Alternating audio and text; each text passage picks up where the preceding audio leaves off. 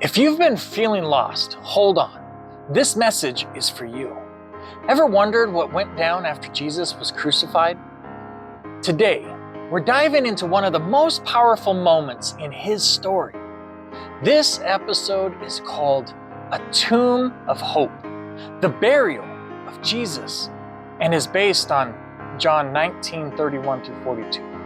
Don't scroll just yet. This might be exactly what you need today. Let's set the stage.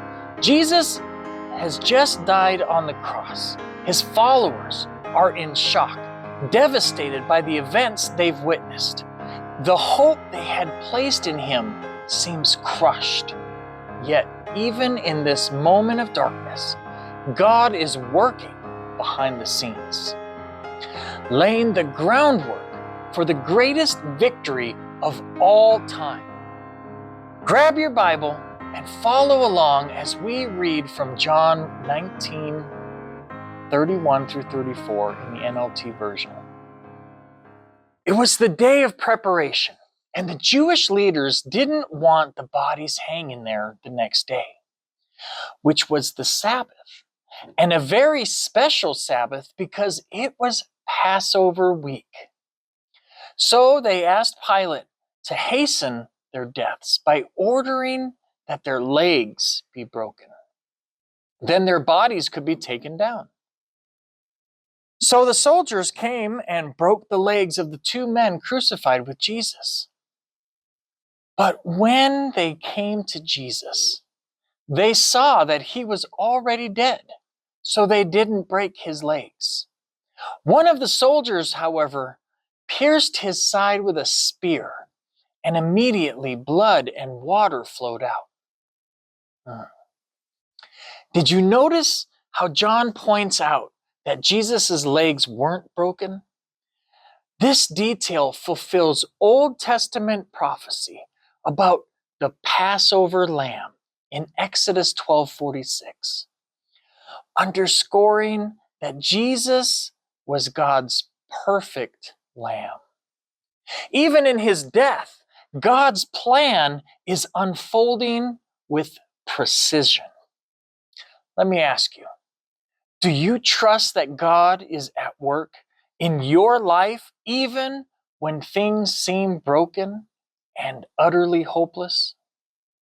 As the story continues, two unlikely figures emerge: Joseph of Arimathea and Nicodemus.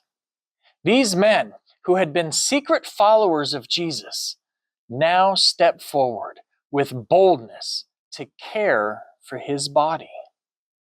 Let's continue our reading from verse 38.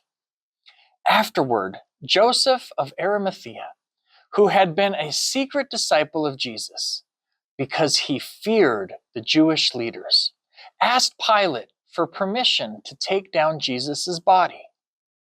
When Pilate gave permission, Joseph came and took the body away. With him came Nicodemus, the man who came to Jesus at night. He brought about 75 pounds of perfume, ointment made from myrrh and aloes. Following Jewish burial custom, they wrapped Jesus' body with the spices in long sheets of linen cloth. The place of crucifixion was near a garden where there was a new tomb never used before.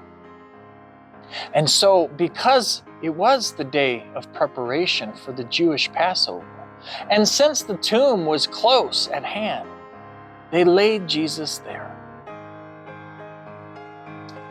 Think about the courage it took for Joseph and Nicodemus to honor Jesus publicly in this way. At great personal risk, they provided a tomb and prepared his body with dignity and care.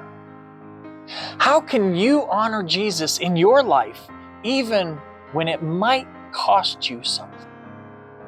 This passage reminds us that even when it seems like hope is buried, God is writing a bigger story. Here's a challenge for you. In what area of your life do you need to trust God to bring new hope? What bold step can you take this week to honor Him, just as Joseph and Nicodemus did? The burial of Jesus is not the end of the story. It's the beginning of a new chapter, one that leads to resurrection and life. If this spoke to you, pass it on. Like, subscribe, and send it to someone who needs a reminder that God turns pain into purpose. If this ministry has blessed you, consider joining us on Patreon. Your support helps us reach more people with the hope of Jesus. Thank you for joining us today. And remember, even when the tomb seems sealed, God is at work. Until next time, hold on to the hope found in Jesus. God bless.